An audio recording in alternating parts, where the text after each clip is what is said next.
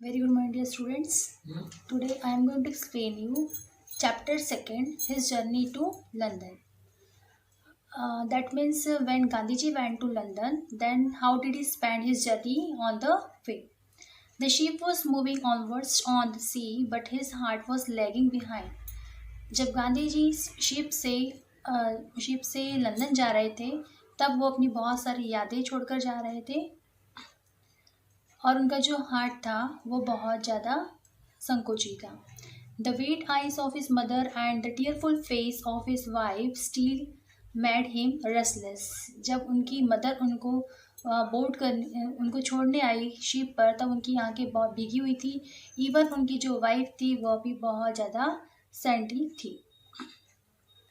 उनकी जो वाइफ थी उनका फेस पूरा टीयरफुल था, मतलब वो बहुत दुख भरी नज़रों से उन्हें देख रही थी. He could not forget them, और वो गांधी जी उन दोनों के चेहरे को कभी नहीं भूल सकते थे. The very idea of having left behind his beloved home and country pained him. जो उनका देश के प्रति प्रेम था, इवन उनका जो अपने परिवार के प्रति जो प्रेम था, जब वो छोड़कर जा रहे थे लंदन, तब उन्हें बहुत ज़्यादा दुख हुआ. On board there was a person whom Mohan knew.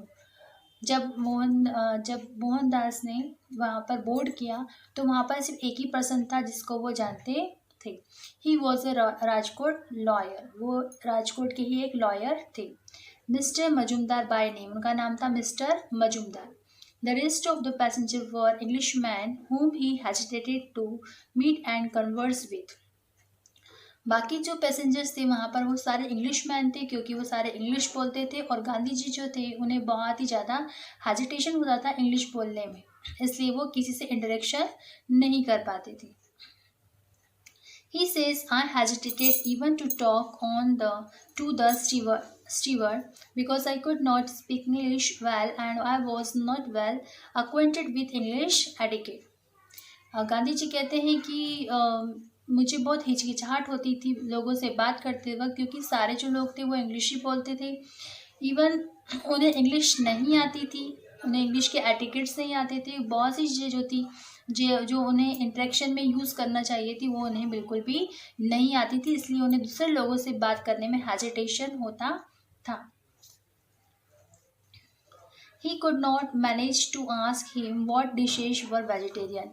Even वो लोगों से पूछ भी नहीं पाते थे कि कौन सी जो डिश है वो वेजिटेरियन है, क्योंकि गांधी जी जो थे वो शुरू से ही वेजिटेरियन रहे थे और इसलिए वो वेजिटेरियन खाना ही पसंद करते थे. लेकिन वो इतने हेजिटेट होते थे कि इवन वो इंग्लिश भी नहीं आती थी ठीक से, इसलिए वो पूछ भी नहीं पाते थे कि कौन सी डिश जो है वो वेजिटेरियन है.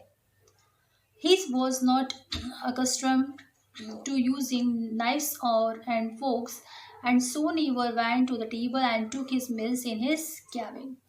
गांधी जी जो थे उन्हें नाइफ से और फोर्क से, मीन्स जो चाकू और कांटे होते हैं उनसे खाना खाते बिल्कुल भी नहीं आता था, और इसीलिए वो कभी भी टेबल पर सभी लोगों के साथ खाना खाने बिल्कुल नहीं गए और हमेशा अपना जो भोजन है उन्होंने अपने ही कैबिन में मंगवाया और अकेले ही खाया.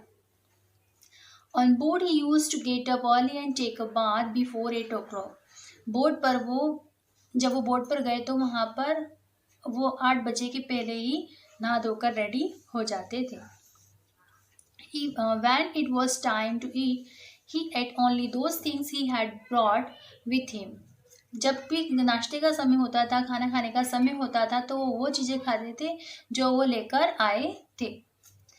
Most of the passengers spent their midday in recreation, but he played on the piano and that too only occasionally. बहुत सारे जो पैसेंजर्स थे वो अपना जो समय वो रिक्रिएशन में बिताते थे, लेकिन जो गांधी जी जो थे वो पियानो बजाकर अपना समय बिताते थे, लेकिन ये सब ओकेजनली होता था, ये हमेशा नहीं होता था, ये सिर्फ ओकेजनली होता था.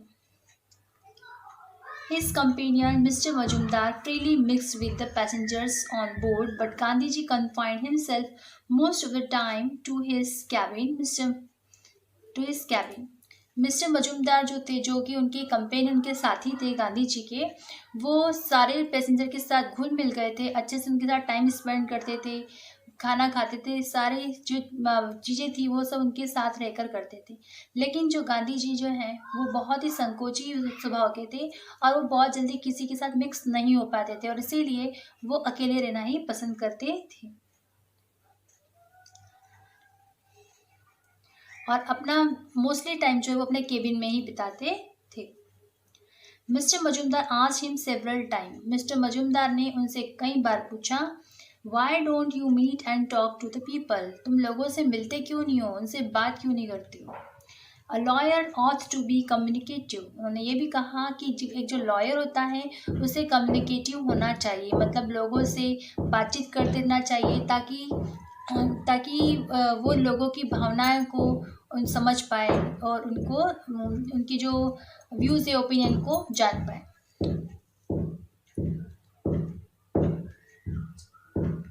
You need not bother about mistakes in speech, तुम उसकी टेंशन मत लो कि जब भी तुम बात करोगे तो तुमसे गलती होगी। English is not a mother tongue, English हमारी मातृभाषा नहीं है। We can learn it by speaking only, उन्होंने ये भी बताया कि हमारी मातृभाषा नहीं है इंग्लिश, बस हमने ये बोलते बोलते ही सीखी है, मतलब जब हमने एक दूसरे से बातचीत करना शुरू की तो ही हमें इंग्लिश बोलना आई। But his words did not help Gandhi ji much, लेकिन गांधी जी पर उनके शब्दों का कोई प्रभाव नहीं पड़ा। He could not shake of his hesitation, वो जो मिस्टर मजुमदार थे वो गांधी जी का हेजिटेशन बिल्कुल भी दूर नहीं कर पाए। But still he enjoyed the journey by sea, लेकिन फिर भी अपनी जो जर्नी है सी तक उन्होंने कंटिन्यू की। At night he would go to the deck because he liked to see the blue water underneath, और वो हमेशा डेक की तरफ जाया करते थे नाइट के समय, क्योंकि उन्हें जो नाइट का जो नज़ारा रात को जो नज़ारा होता है सी के अंदर का वो बहुत ही अच्छा लगता था। But the blue sky full of twinkling stars, वो और जो आसमान के जो तारे हैं वो समुद्र के पानी पर चमकते हुए जब दिखाई देते थे, टिमटिमाते हुए दिखाई देते थे। And the moon beams dancing on the waves, और जब चंद्रमा की जो किरणें हैं समुद्र के पानी के ऊपर जब उनको लहराती हुई दिखाई देती हैं, डांस करती दिखाई देती हैं, तो उन्हें बहुत ही अच्छा लगता है और ये दृश्य उनको बहुत ही सुंदर लगता है। Gandhi ji was enamoured of this scene, Gandhi ji जो थे उस सीन को देखकर बहुत ज़्यादा हतप्रभ हो गए थे, बहुत ज़्यादा आश्चर्यचकित हो गए थे, या ये कह सकते हैं बहुत ज़्यादा उन्हें ये चीज़ें पसंद थी। After 5 days the ship reached Aden, 5 दिनों के बाद शिप एडेन में पहुंच गया। The passengers who had been tired of being on board so long were happy to reach there, जो भी पैसेंजर्स वहाँ पर थे शिप पर जो थे वो जो कि इतनी लंबी यात्रा करके थक चुके थे, वो एडन पे पहुंचकर बहुत ज़्यादा खुश हो गए। Man can not be happy if he stays away long from land, मनुष्य कभी भी खुश नहीं रह सकता अगर वो अपनी धरती से दूर है। तो अगर कोई मनुष्य है वो अपनी धरती से अगर दूर होगा तो खुश नहीं रह पाता, लेकिन जैसे ही वो अपनी धरती पर आता है, अपनी ज़मीन पर आता है, तो बहुत खुश हो जाता है। When the ship was sailing through the Red Sea, जब जो शिप था, जो जहाज था, जब वो रेड सी की तरफ जा रहा था, the passengers found the heat there intolerable, तब पैसेंजर्स को वहाँ पे ऐसी हीट महसूस हुई जो कि इंटॉलरेबल थी। They felt comfortable only on deck, उन्हें सिर्फ डेक पर ही कंफर्टेबल लग रहा था। The breeze would refresh them, जो क्योंकि वहाँ पर उनको जो हवा थी वो रिफ्रेश कर रही थी। When the ship sailed through the Suez Canal, जब शिप स्यूज कैनल से होकर गुजरा, the headlight of the ship looked as beautiful as moonlight, तब जो शिप की जो हेडलाइट थी वो इतनी सुंदर लग रही थी जैसे कि चंद्रमा की किरणें हो, मूनलाइट की तरह दिख रही थी। The ship moved in the narrow canal so slowly that people did not even feel the movement of the ship. जब शिप एक छोटे से कैनल में से होकर गुजर रहा था तब वो इतना स्लोली गुजर रहा था कि ताकि लोगों को अनकंफर्टेबल महसूस ना हो, उन्हें पता न चले कि जो शिप है वो हिल रहा है।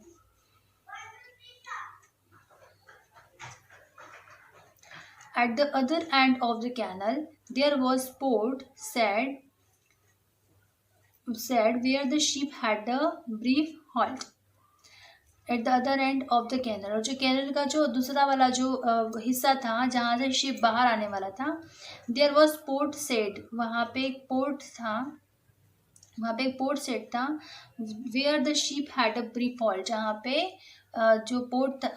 पे जो शिप था वो ब्रीफ हॉल्ट करने वाला था. दैन इट रीच्ड पॉलीमाउथ विया माल्टा एंड जिब्राल्टर. इसके बाद जो शिप है वो कहाँ पहुँच गया? पॉलीमाउथ विया माल्टा एंड जिब्राल्टर पहुँच गया. Now it was getting chilly, लेकिन वहाँ पर जाकर जैसे पहले वो दूसरी प्लेस पे गए थे तो उन्हें बहुत गर्मी महसूस हो रही थी, उन्हें बहुत गर्मी लग रही थी, लेकिन अब उन्हें बहुत ज़्यादा ठंड लग रही थी. A passengers trying to make friends with Gandhi. एक पैसेंजर जो कि गांधी जी के साथ फ्रेंडशिप करना चाहता था, उन्होंने गांधी जी को advice him, you must eat meat because in cold countries one can't be healthy without eating meat.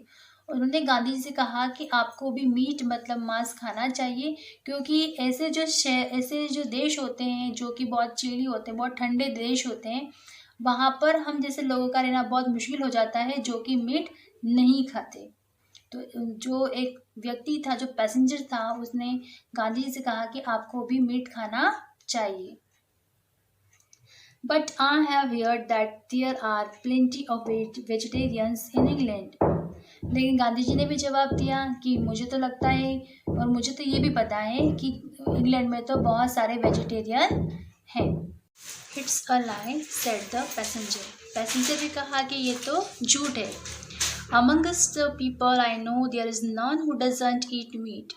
जितने सारे लोग यहाँ पे रहते हैं उनमें से ऐसा कोई भी नहीं है कि जो मीट नहीं खाता.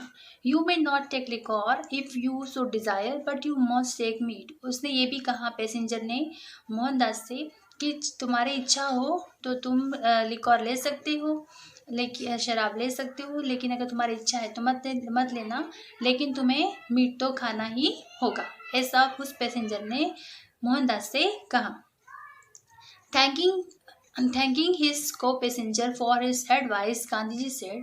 गांधी जी ने अपने उस पैसेंजर की जो एडवाइस जो थी उसको सुनकर उन्होंने उसको धन्यवाद किया और कहा, I have promised my mother not to eat meat. उन्होंने ये कहा कि मैंने अपनी माँ को प्रॉमिस किया है कि मैं कभी भी मीट नहीं खाऊंगा, कभी मांस नहीं खाऊंगा. If I find that I will not be able to live there without eating meat, I will go back to my country rather than eat meat simply to remain there. उन्होंने ये भी कहा कि अगर मैं मीट के बिना नहीं रह पाऊँगा यहाँ पे, तो इससे अच्छा होगा कि मैं अब इस देश को छोड़कर चले जाऊँ, मैं अपने वतन चले जाऊँगा. ऐसा उन्होंने कहा. तो मैं वहाँ पर अपना जो सिंपल जीवन है वही जीना चाहूँगा, ऐसा उन्होंने उस पैसेंजर से कहा.